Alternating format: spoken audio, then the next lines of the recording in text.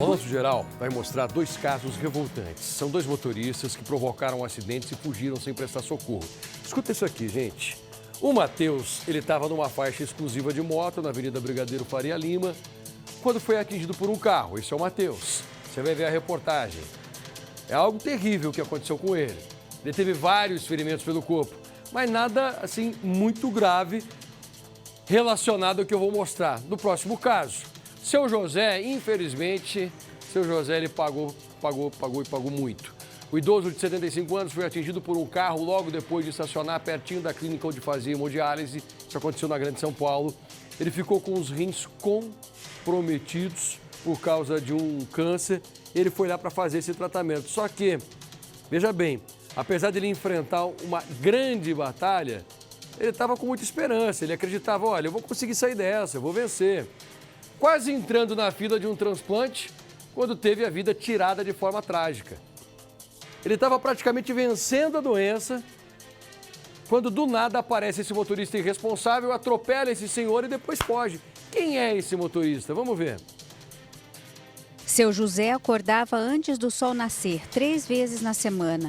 O idoso, de 75 anos, encarava uma rotina de hemodiálise. Tudo por causa de um câncer raro na medula óssea que afetou os rins. Nunca faltou. As meninas lá, eu falo as meninas, porque as enfermeiras que cuida deles, né, dos pacientes, elas falaram, não, seu José é muito aplicado, não precisa de falar nada. Apesar da grande batalha, estava esperançoso. Em breve, teria direito a um transplante. Mas seu José não imaginava que aquela seria a última viagem até a clínica. Como ele ficou muito ruim ano passado da doença, se tivesse morrido da doença, a gente sabe que né, acontece. Agora, tirar nessa forma, menina, é muito revoltante. Seu José estacionou o carro nessa rua de Ribeirão Pires, na Grande São Paulo, por volta das 5 da manhã. Ele fica ali dentro por alguns minutos, até que desce. A luz interior do carro acende algumas vezes. Quando ele está novamente do lado de fora, um carro vem em alta velocidade e provoca o acidente. Seu José estacionou o carro nessa vaga para idoso, a 90 graus da calçada. O local é perto da clínica onde ele fazia hemodiálise 3 vezes na semana. As sessões eram bem cedinho, por isso que quando ele chegou estava tudo escuro. O carro em alta velocidade veio na mesma rua, que é mão única. Ele estava muito rápido e atingiu o carro do seu José em cheio. O idoso que estava para fora foi arremessado com a violência do impacto. Seu José morreu na hora. O motorista não parou. Fugiu sem prestar socorro. A pessoa deve ter passado a noite inteira num bar bebendo, pelo jeito aí, poderia estar bêbado, né?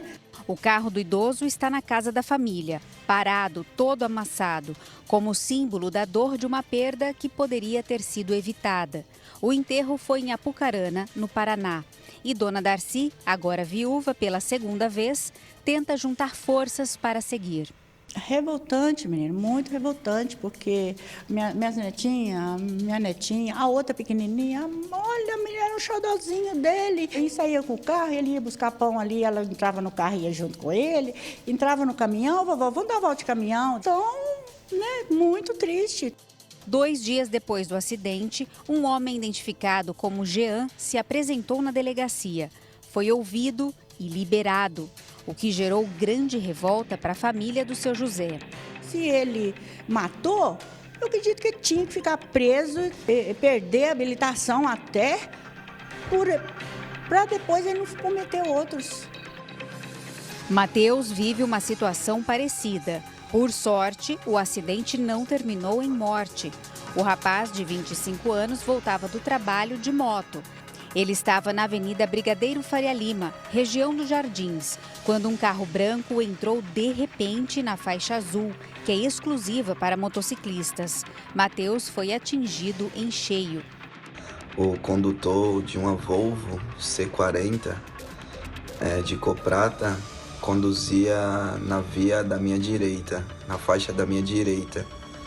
E ele trocou de faixa para dar esquerda sem dar nenhuma sinalização e muito rápido, também sem olhar no retrovisor. O motorista que provocou o acidente chegou a parar o carro alguns metros à frente, mas assim como no caso do seu José, também fugiu sem prestar socorro.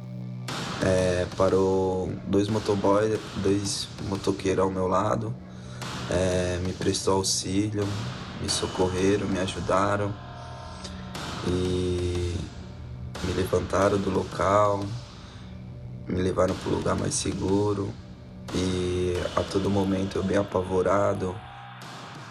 Matheus sofreu fratura no nariz, lesão na perna, ficou afastado do trabalho e ainda está com a moto toda quebrada. Prejuízo de mais de R$6 mil. Um acidente que poderia ter sido evitado se alguns cuidados fossem tomados. Todo motorista tem que saber que a utilização da seta ela é obrigatória, principalmente para auxiliar os motoristas que vêm atrás ou até mesmo o pedestre para entender a manobra que o motorista vai fazer. A Secretaria de Segurança de São Paulo investiga os dois acidentes. Nos dois casos, os suspeitos que não prestaram socorro ao seu José e ao Matheus devem responder em liberdade, já que o período de flagrante terminou. Ele pode ter a sua prisão decretada, mas pode obter uma liberdade provisória com ou sem pagamento de fiança na justiça, se assim entender a justiça que ele não teve dolo, a vontade de praticar o crime e que a sua liberdade se preste a poder indenizar o seu trabalho, a indenizar a vítima e mais do que isso, vai ser estipulado condicionantes, que ele não dirija até que se apure o processo do seu envolvimento, que ele não se mude de local sem comunicar à justiça. Para a dona Darcy e para o Matheus, a sensação que fica é de impunidade. Até agora, infelizmente, nada. Já 2 câmeras, mas nenhuma das duas conseguiram constatar a placa do veículo. Se a pessoa for capaz de matar, ele tem que pagar por isso.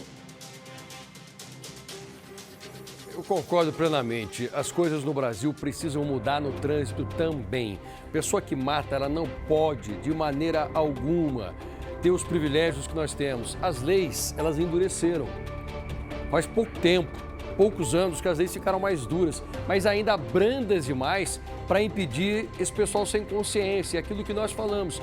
Pessoa que não tem consciência, ou seja, a que atropela, foge, não presta socorro algum, se a pessoa não tem consciência, como é que você vai conscientizar alguém assim? Não é com conversa, não é com campanha na televisão, é só com pena, com dureza, com pulso firme. Se nós não prendemos esses irresponsáveis, muita gente vai continuar apontando no trânsito também.